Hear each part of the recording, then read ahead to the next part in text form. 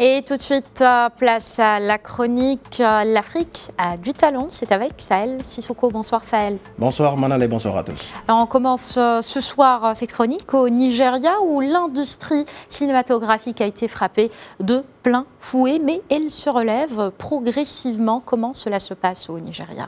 Eh bien, il faut dire que d'abord la pandémie, comme vous l'avez dit, avait mis un sacré coup d'arrêt à ce secteur d'activité en plein essor au Nigeria. Nollywood, c'est le nom de l'industrie cinématographique nigériane, qui est considérée comme la deuxième industrie la plus prolifique au monde derrière Bollywood en Inde, avec 2500 films produits chaque année. Mais les chiffres de 2020 seront sûrement revus à la baisse parce que le coronavirus avait plongé les acteurs dans un blackout total. Environ 3 milliards de naira, soit 8 millions de dollars, ont été perdus par l'industrie depuis la mi-février. Avec donc le déconfinement, les tournages ont repris à l'image de ce film Meadows qui se déroule en ce moment même dans la banlieue d'Abuja. Il a été interrompu en raison de la Covid-19 qui a tué plus de 240 personnes dans ce pays de l'Afrique de l'Ouest. Une reprise progressive des activités donc selon les normes strictes en matière de distanciation sociale et des respects des gestes barrières. Désormais, le maître mot est d'apprendre à vivre avec le virus et la réinvention du cinéma est en cours. On essaye de faire au mieux avec cette situation inhabituelle. Désormais, je fais le travail de producteur et de réalisateur en même temps. Avant, je donnais des instructions et il y avait des assistants de plateau pour les exécuter. À cause de la pandémie, je dois faire tout ou presque tout seul. Je fais beaucoup de choses moi-même pour que l'intégrité de la production ne soit pas compromise.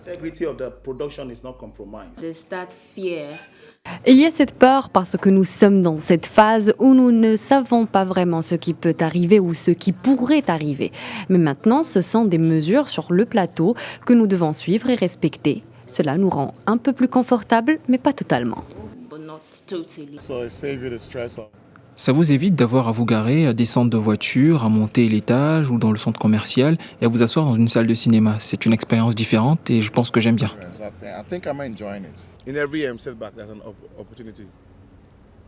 Vous savez, dans chaque échec réside une opportunité. Alors j'ai juste pensé à capitaliser sur la catastrophe Covid et à comprendre comment je pouvais amener les gens à socialiser tout en maintenant la distance sociale.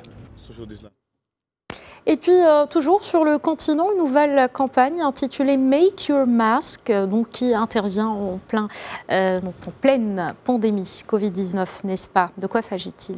Eh bien, comme vous l'avez si bien dit, vous avez même l'accent, Make Your Mask, comme vous l'avez dit en anglais.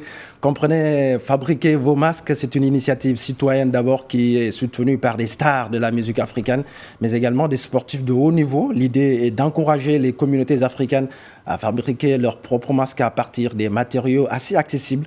Ceci pour aider à ralentir la propagation du virus et sauver des vies. Cette campagne donc couvre plusieurs pays africains, dont la Mauritanie, le Sénégal, la Côte d'Ivoire, le Ghana, l'Égypte, le Nigeria, entre autres. Make Your Mask a été initié par un groupe d'employés de BP et de Castrol Africa qui ont réalisé que face à la levée progressive du confinement, il fallait bien sensibiliser davantage les populations africaines au port de masques.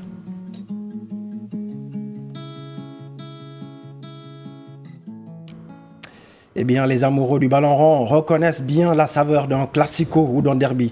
Il y a désormais le Pandémico, c'est le match entre l'Humanité et le Corona FC. Les enjeux sont énormes face à un adversaire redoutable. Suivant les consignes de coach Omar de Funzu, c'est de l'humour, mais c'est une leçon de vie. On est en train de jouer contre l'équipe la plus dangereuse du monde actuellement. On est en train de jouer contre Corona FC. Nous tous, on a vu comment elle est en train de malmener toutes les grandes équipes de ce monde-là. Elle a malmené la France, torturé l'Espagne, chicoté l'Italie, frappé l'Allemagne. Elle a même atomisé les grands États-Unis. Donc, ce n'est pas une équipe avec laquelle on doit blaguer, les gars. Surtout son dossard 19, là, Covid. Lui, là, je vous assure que lui, là, c'est un poison. C'est un virus, les gars. Je vous ai bien dit qu'un joueur qui revient du camp adverse ne peut pas directement intégrer le groupe comme ça, là. Il passe d'abord par le casernement.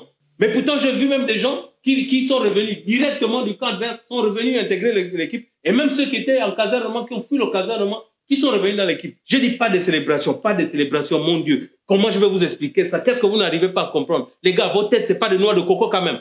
Quand vous ne célébrez pas, c'est-à-dire que même si vous avez un coup franc, un penalty, vous avez marqué un but, c'est pas la peine de vous embrasser, faire des accolades ou bien se serrer la main là. Tout ça là, c'est fini, les gars. On doit gagner ce match pour notre honneur, pour nos proches et pour tous nos joueurs qui sont tombés sur le terrain. On doit gagner ce match pour Manu Dibango. pour Onjus Mabélé, pour Pape Diouf. La liste est longue, les gars. Donc réveillez-vous. Les gars, c'est pas n'importe quel match qu'on est en train de jouer là. Ça, c'est le match de notre carrière, les gars. C'est le match de notre vie. C'est pas un classico, hein. C'est pas un derby. On joue un pandémico là, les gars, on joue un pandémico. Est-ce que vous vous rendez compte des enjeux là?